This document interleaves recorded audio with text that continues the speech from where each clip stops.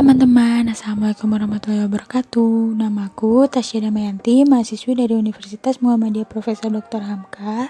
Di video ini, Asya akan sharing nih teman-teman beberapa hasil praktikum yang udah Asya lakukan.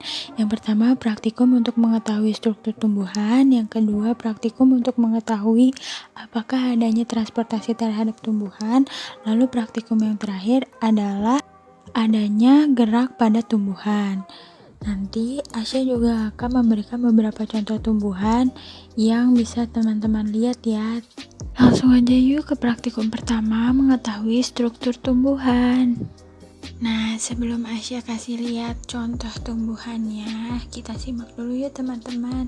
Di sini Asya udah siapin tabel perbedaan dikotil dan monokotil. Boleh dibaca dulu ya teman-teman. Nah, kita mulai dari tumbuhan dikotil dulu ya teman-teman. Di sini Asya udah ada contoh tumbuhan singkong. Kenapa disebut tumbuhan dikotil? Karena di singkong itu jenis akarnya itu akar tunggang. Jenis batangnya beruas-ruas, bisa teman-teman lihat sendiri di fotonya. Terus jenis petulangan daunnya itu menjadi teman-teman. Nah, jumlah kelopak bunganya juga kelipatan 5. Jadi, kenapa singkong itu disebut sebagai tumbuhan dikotil? Karena ciri-ciri pada tumbuhan tersebut sesuai dengan ciri-ciri tumbuhan dikotil. Lalu yang kedua, teman-teman, di sini kita ada tumbuhan sirih. Jenis akar dari sirih itu tunggang teman-teman. Nah, jenis batangnya pun beruas-ruas.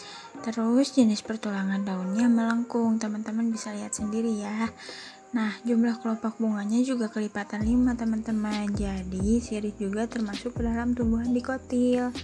Lalu contoh tumbuhan dikotil selanjutnya ada kangkung nih teman-teman. Kenapa kangkung disebut sebagai tumbuhan dikotil? Karena jenis akarnya itu tunggang teman-teman. Terus jenis batangnya itu berbuku. Jenis pertulangan daunnya menyirip. Bisa teman-teman lihat sendiri ya. Kelipatan jumlah kelopak bunganya juga ganjil teman-teman, ada 5. Nah, makanya disebut sebagai tumbuhan dikotil teman-teman. Kita lanjut ke contoh tumbuhan monokotil yuk teman-teman. Di sini Asya udah ada contoh tumbuhan kunyit nih teman-teman. Kenapa kunyit disebut sebagai tumbuhan monokotil? Karena jenis akarnya itu serabut teman-teman. Terus jenis batangnya juga basah, jadi mudah untuk dipotek gitu. Terus jenis pertulangan daunnya menyirip teman-teman. Kelipatan kelopak bunganya ganjil juga teman-teman. Nah, maka dari itu kunyit termasuk ke dalam tumbuhan monokotil teman-teman. Yang selanjutnya itu ada tumbuhan daun bawang. Kalau teman-teman tahu, daun bawang sering banget kita pakai kan. Nah, kenapa tumbuhan daun bawang itu disebut sebagai tumbuhan monokotil? Karena jenis akar dari tumbuhan tersebut adalah serabut teman-teman. Jenis batangnya tidak bercabang. Jenis pertulangan daunnya sejajar. Maka dari itu, daun bawang disebut sebagai tumbuhan monokotil. Nah, selanjutnya kita lanjut ke praktikum yang kedua ya teman-teman.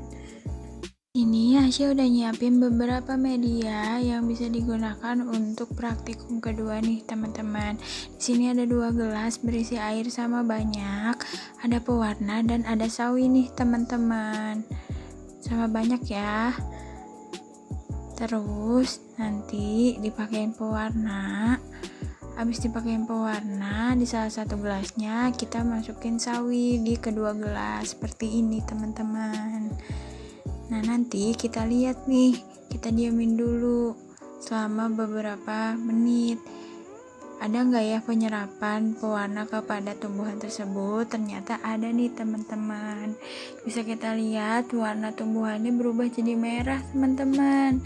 Dan kondisi daunnya juga udah agak layu gitu. Dan kalau yang gak pakai pewarna masih sama aja teman-teman. Nah, mengapa tumbuhan yang satu itu berwarna merah? Karena terjadi gerakan transportasi teman-teman pada tumbuhan tersebut, yaitu transportasi vaskuler melalui berkas pembuluh pengangkut, yaitu jaringan silam. Pembuluh silam sebagai media penghantar air. Jadi air akan naik tuh teman-teman ke pembuluh kayu karena adanya gaya adhesi antara dinding pembuluh kayu dengan molekul air, kayak gitu teman-teman. Makanya batangnya itu berubah jadi warna merah. Nah, di percobaan yang kedua ini kita menggunakan media seledri teman-teman. Di sini ada 2 batang seledri yang udah Asya celupin ke dalam gelas, yang satu berisi air gula, yang satu lagi berisi air biasa nih teman-teman. Nah, tujuannya nanti kita bakalan tahu apakah rasa dari seledri itu akan berbeda antara yang menggunakan air gula dan air biasa.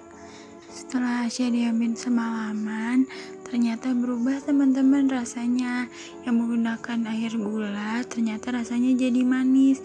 Itu tuh ternyata karena adanya transportasi juga teman-teman. Transportasinya sama, transportasi vaskuler melalui berkas pembuluh pengangkut, yaitu jaringan floem. Kalau tadi kan silem, kalau ini floem. Karena floem itu tugasnya mengangkut gula sukrosa dan asam amino dari organ tumbuhan yang berwarna hijau. Makanya rasa seledrinya jadi manis. Nah, kita masuk ke praktikum ketiga, yaitu gerak pada tumbuhan. Di sini Asya menggunakan media daun saga nih teman-teman. Teman-teman pasti pernah lihat kan daun ini mirip-mirip putri malu gitu teman-teman. Nah, di sini daun saga itu kita amati pada saat pagi hari dan sore hari. Nah, kita lihat nih nanti teman-teman, apakah ada perbedaan dari helai-helai daun pada daun saga ini. Kalau pagi kondisinya kayak apa, kalau misalnya sore kayak apa. Nah, ternyata setelah diamati pada pagi hari daun saga itu terbuka teman-teman daunnya.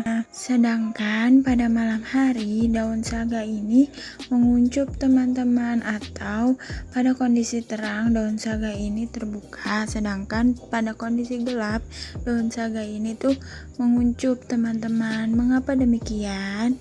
Karena tumbuhan ini mengalami gerak tidur teman-teman. Gerak tidur tersebut disebabkan oleh niktinasi atau rangsangan gelap. Proses niktinasi banyak terjadi pada tumbuhan yang berdaun majemuk. Niktinasi terjadi karena sel-sel motor di persendian tangkai daun memompa ion K+ dari satu bagian ke bagian lainnya, sehingga menyebabkan perubahan tekanan turgor. Tekanan turgor tersebut menyebabkan tumbuhan ini helai daunnya menguncup teman-teman.